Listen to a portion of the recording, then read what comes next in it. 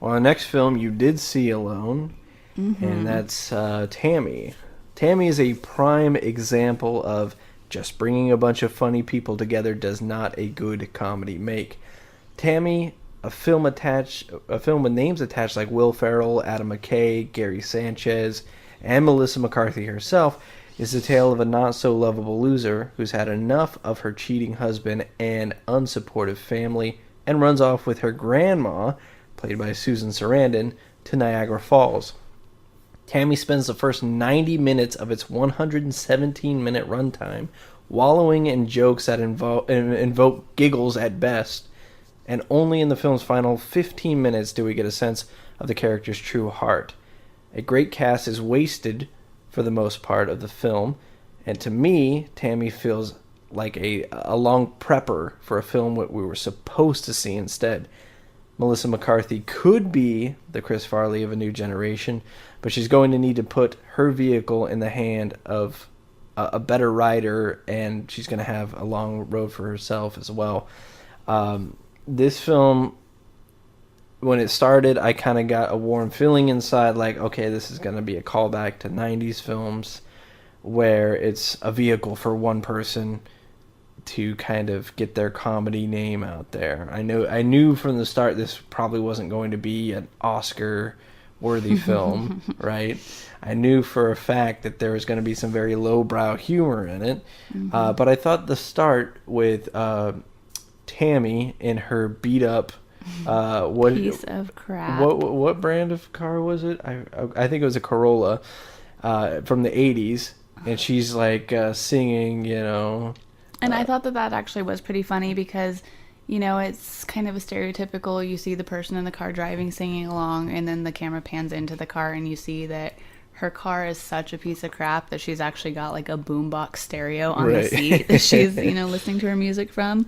So I just thought that, you know, it was set up in that first scene pretty nicely, and, you know, then for me it just went downhill. And Yeah, it does. I mean, that first scene with the car, I mean, at least in the beginning of the scene, it shows that she's got a lot of, like, the character's got a lot of heart. And you can get that from just that little bit, because that's something relatable. We all sing in the car. We've all reached for something, and, you know, not all of us have hit a deer while we're doing it, but, I mean, you know, we can relate to having a close call or something like that. So, but then the film kind of, like I said, for the first 90 minutes, it just kind of does these one-off jokes that are, you know, giggle at best. They're not very funny, and it's nothing groundbreaking, and there wasn't a whole lot of physical comedy that I recall, which might have been a poor choice in this sense, because I feel that certainly the jokes didn't really hit home. But basically, the whole film just took so long to get to the point where it was like, oh, now I want to see what these characters are doing, and now I care about what these characters are doing, and it was literally right at the end. Yeah, it was like you mentioned the last like 15 minutes. I'd say that probably the last half hour is where it really gets to be like, okay, this is the movie. Right. Because for me, it was one of those that there were a couple of moments where I kind of chuckled, and only one joke where I actually laughed out loud, and it was more a laugh at like shock value that, wow, they went there. And, you know, of course I'm the only idiot that laughed at that, so good for me. But I could have got up and walked out and left had I actually paid for this ticket, not, you know, as part of the membership thing. But if I had actually slapped down my $8 on the counter for this, I would have left and asked for my money back, because I was not impressed at all. And, you know, we were talking earlier, would I watch this again? And I kind of basically came to the conclusion that if it was the last possible thing on, if we're like in a hotel and I'm flipping through the TV and my choices are like this or infomercials, I might choose the infomercials. Like, you know, it's just, I'd rewatch that last 30 minutes, but not the whole thing, just because it just did nothing for me. Right. So basically, if we boil the if we render the fat and call this film what it really is, it's a buddy comedy. It's a road trip comedy. I guess. It is. I mean, the whole film is spent with Tammy and her grandma, and you try to figure out the relationship between these two, and it's tough to figure out because at one point they're kind of, there, and then the next, the grandma's throwing Tammy out of the hotel room so she can get it on with, a gentleman. She met in the bar. Exactly. Yeah. And the reason that is because when she gets drunk, she turns into a different person, the grandma. Mm-hmm. But they don't set that up well enough. Yeah, you don't really find that out until towards the end. Then it's like, okay, so we've kind of noticed the grandma's kind of a bitchy drunk person, but we didn't realize until now that it's been, mentioned aloud that, oh, she's an alcoholic and she's not taking any of her medications that she's supposed to take for her various, illnesses. So, yeah, they definitely dropped the ball with setting up things, and I feel like the character development could have been a bit better earlier on. Well, they reference drinking problems with the grandma several times throughout the film, but they just never connect very well. They never really hit the point of, like, oh, okay, she's really kind of nice, but, when she gets drunk, she's, a completely different relationship with Tammy. And I was really sad to see that Gary Sanchez was attached to this. The production company who does My Name's Earl and Raising Hope, because I think those are what this film should have been. Very endearing, very... And when you told me that, I was, like, extra disappointed that... I even had told... Because I saw it first, and I had mentioned that towards the beginning it flashed on there Will Ferrell and Adam McKay. So when I saw it, I was like, oh, this is going to be good, because they, make good stuff. So it's just, like, knowing after the fact all the people that were involved in it and how it just didn't go anywhere. It was sad. It's... Yeah. One thing I will say about this film is that when you say you're flipping through the channels and everything and it's a hotel late at night, I think it is one of those films that you keep on because I think it has that homey feel to it. If you're away or something like that, I think you watch this film and you get the good feeling of home. I think you get that feeling with similar comedies in the 90s, like a Happy Gilmore or something like that, where you flip it on. It's not the brightest thing in the world, right? You've seen it 1,000 times already, so you know the jokes or whatever, and you're probably not going to laugh, but it's got a quality, the way it's shot. It shows familiar settings. It shows rural areas. And, some people that listen to this probably won't connect because they live in a concrete jungle of a city or something like that. But for you and I, where, a few steps over is just a big vacant field, to me it was kind of like comforting seeing the setting itself.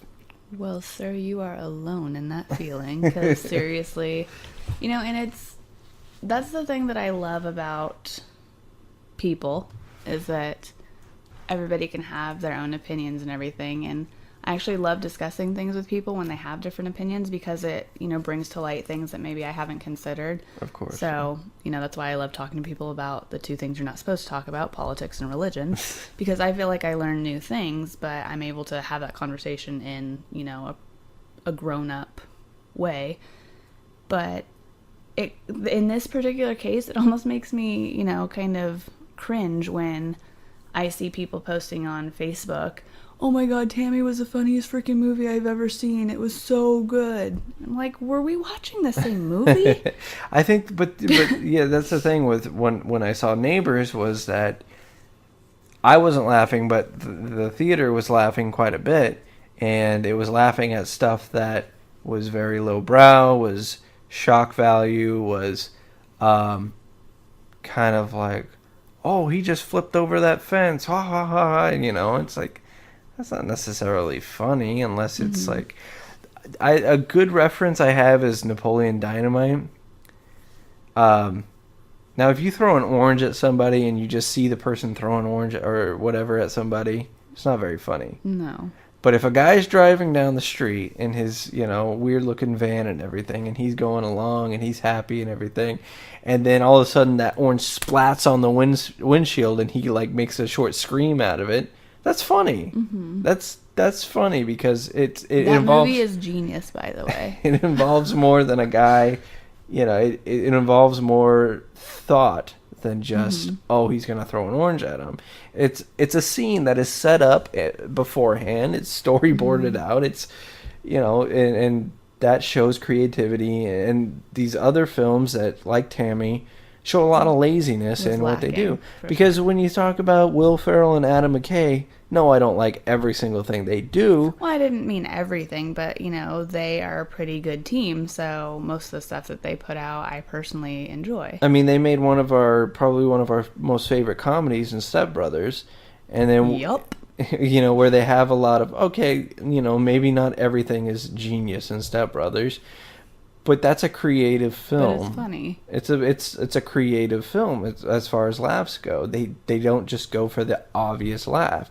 They actually set stuff up. They take these characters and they say, okay, well, this character, they've got a job interview. Well, you may go to the job interview and you may dress up and you may put on slacks. I don't know. These characters are going to put on like top hats and suits and everything like that. And they're going to, mess around. They're going to kind of play with each other and play off each other and whatever. Mm-hmm. And then you get these just low-hanging fruit jokes, especially when you're talking about when Tammy gets fired in the beginning and she goes kind of back and forth with her boss. And it's just, there's nothing new there. There's nothing... Mm-hmm. I laughed when she shook her dandruff in the buns and everything like that because I like that kind of stuff. I like Tom Green and everything like that. But when she's flipping the guy off, it's like, ooh, that's... Yeah, and there's no mystery in that. You mentioned in Step Brothers, the great thing is that they feed off each other. I don't feel like Melissa McCarthy and Susan Sarandon really played off each other too well. They did at the end of the film, and I don't know if this was shot in order of any sort, but when they get to the point of when they throw in another person, like Kathy Bates, when you throw in a third person and you've got that person there, because they're very awkward with each other. Mm-hmm. At first you can see...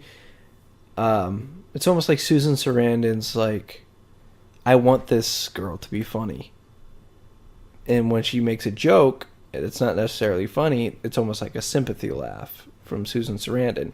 And it's almost like that's not part of the script. She just does that for Melissa's confidence or whatever. I don't know for sure, but that's kind of what it sounded like to me. And it gets to the point where later down the line, everybody feels like they're more comfortable with each other and better jokes are made, but certainly not in the beginning of the film. And I like I said, with How to Train Your Dragon 2, I like sequels because we've already set up and we've already got past the awkward introductions of everybody.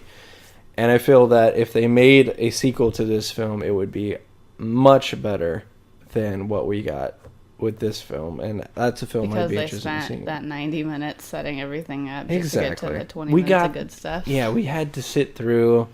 and again, like at the end, some of the jokes that they set up to pay off in the end, like when they're driving down their street or whatever, and there comes the ice cream man. Yeah. That's funny stuff. Much better, so. But it took so long to set up and everything. It was kind of like, that was funny, but it wasn't funny enough to be like, oh, okay. You just wasted an hour of my life. Thank you.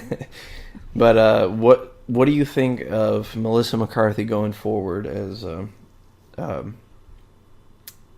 comedian, I guess? I've actually been a fan of her for a while because the first thing, and I haven't researched her background or history too much, but the first thing that I ever saw her in was Gilmore Girls. Now, I wasn't a rabid fan of the show, so it's not like I watched it every single week, but if I was flipping through the channels and it was on, it's something that I'd stop and watch. And I thought that she was, a really good kind of sidekick comedic character on Gilmore Girls. And then the next thing that I recall seeing her in was Bridesmaids, which I thought she was hilarious in. I've heard really good things about, is it The Heat with Sandra Bullock, but I haven't seen that film. So, I mean, it seems like she's been kind of climbing up and everything, and I just feel like maybe instead of getting closer to the top of that ladder, Tammy brought her down a rung. Do you think, well, all those things that you mentioned were supporting roles. This was her first, like, lead movie, so. And I feel like maybe that was the problem. She should have done another one or two where she's, you know, the co-main person, like in The Heat with Sandra Bullock, which again I haven't seen, so I can't actually give a rating or comparison on that, but I've heard great things about that. So maybe she's just not quite ready for her own, you know, for being the one to lead the cast. And, you know, maybe she is, and it's just like you mentioned, with better writing and, you know, a better platform to give a performance on. She needs a filter from what I saw, because I do believe a lot of that was improvisation, and I think that there just wasn't much of a filter on there. I mean, usually your filter is editing, but, you know, if you're still getting those kind of jokes after you've edited the film down to only, what was it, an hour and a half, a little over an hour and a half long? You said it was 117. So, okay, a little under 2 hours long. Yeah. So, I mean, if you're still getting that kind of stuff, it's like, well, it doesn't look like there was much to work with in the first place. What ended up on the cutting room floor? Exactly. Do we even want to see it? Yeah, the outtakes, the bloopers, whatever. Like, in all honesty, for me, the one laugh out loud that I mentioned earlier is Tammy and her grandma are coming out of like a convenience store thing. Grandma's got a case of beer that she goes to hand off to two teenagers. Tammy's freaking out about that because she's not gonna, you know, be buying beer for kids. And there's kind of an argument going back and forth, which the argument itself wasn't funny, but Tammy makes a comment to the boy, something about, why don't you go snort some bath salts and eat her face, which that in and of itself is not funny, but I laughed because it was kind of that shock of like, holy hell, she just said that. It was good delivery and good timing. And also with that though, I don't know, because I didn't hear or see this news. I heard about it, you know, secondhand, thirdhand, whatever, but there was a guy who actually did this, and so there were kind of some jokes about, you know, oh, is this the beginning of the zombie apocalypse because he's eating people? So I kind of like that she took something from, you know, what was actually, not that it's current so much, but something actually from what's going on in the real world and kind of brought it in there, but just, it was more the shock thing that made me laugh. Yeah. But yeah, there were only a couple of other places, like, you know, the boombox in the car that made me chuckle. One of the things that I was definitely thinking as this was going on and after the film was over was that when you look at a film like Tommy Boy or Black Sheep, I know I personally have gotten a lot of flack for liking those films, and certainly critics did not like those films. But I think when you do look at these films and you compare it with this one, you realize, okay, there is something that worked with those films that doesn't work with this film. There is something that they were doing right that obviously they didn't get right with this, because it's very similar things. In a sense, Susan Sarandon was, you know, the David Spade character, turned up, you know, quite a bit because of the drinking problem. But, you know, just I kind of missed those films, so I wanted this film to succeed and I wanted it to be funny, and it just wasn't. So they had a very good cast, so we'll say that. Well, I was just going to ask you, though, do you feel that it would have been more successful if they had other people in certain roles?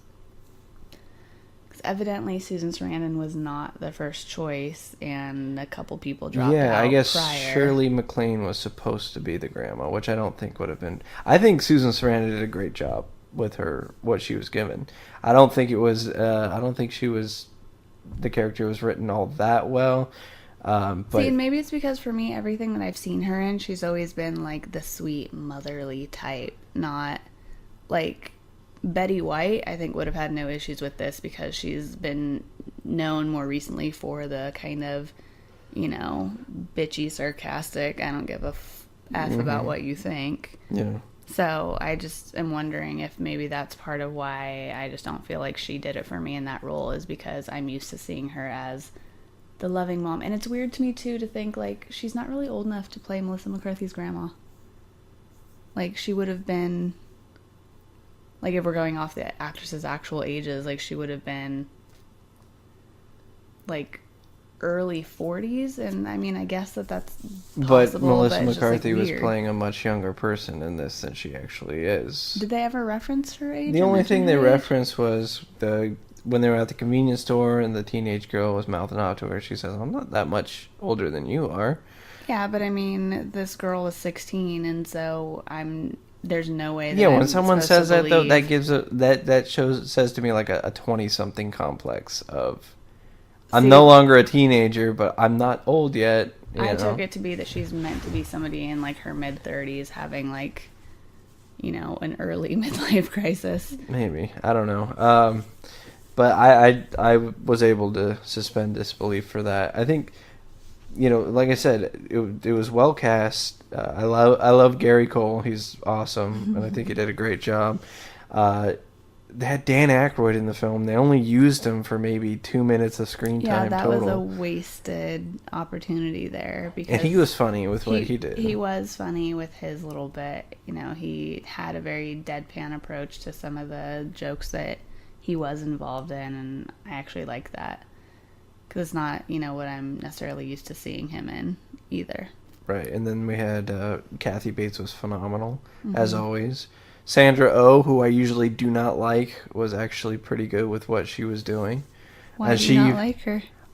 I just don't like her performances usually. I think they're kind of dry. But even she got a laugh from me with, with at the end with Pearl waking up out on the lawn chair and her screaming and everything like that. I think she shouts an obscenity or something. So that got a laugh out of me. And there's also there was someone else I wanted to mention that was pretty funny. Slipping my mind right now. Oh, the girl who plays the clerk at the Topper Jacks. She's great. I love her. She's fantastic. Her has she been in other things? Because she looked familiar to me, but I couldn't tell if the familiarity was due to having seen her multiple times in trailers, or if it's because she's actually been in something else that I've seen.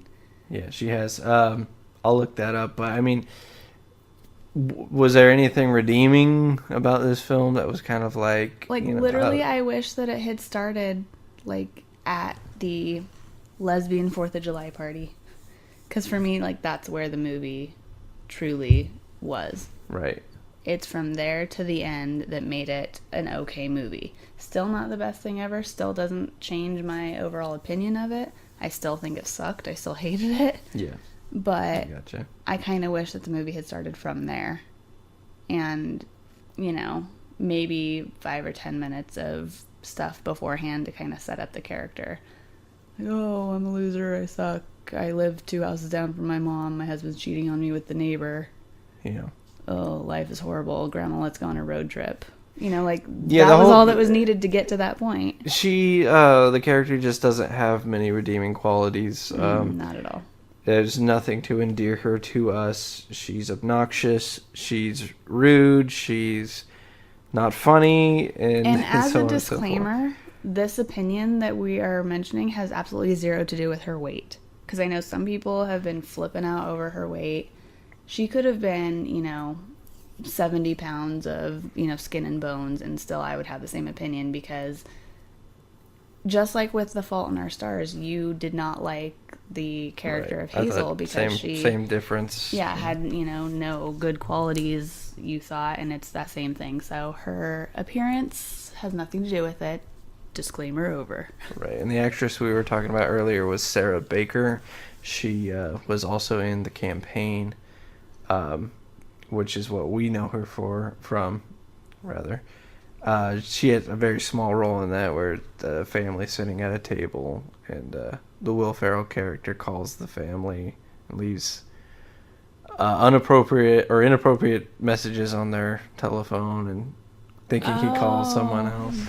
Okay. But yeah, it's not a film I recommend. Though I don't think it was without redemption in some areas. Again, the last 15 minutes are very good, and maybe do watch it if if you've got some time and it's free and all that Yeah. stuff. Don't pay for it. Don't even $1 rental is kind of pushing it at this point, but it wasn't to me as bad as Neighbors was, which had absolutely zero redeeming qualities in it. So there is a little bit of heart in this film. So, but we'll move on to our next film now. Oh, and real quick, I only give it a 2.5. Oh yeah, rating for me is a 2.5 as well. Which again, if you're kind of confused on the out of 5, 2.5 might not sound that bad. If you adjust it to a rating on a 1 to 10 scale, that's about a 5 out of 10.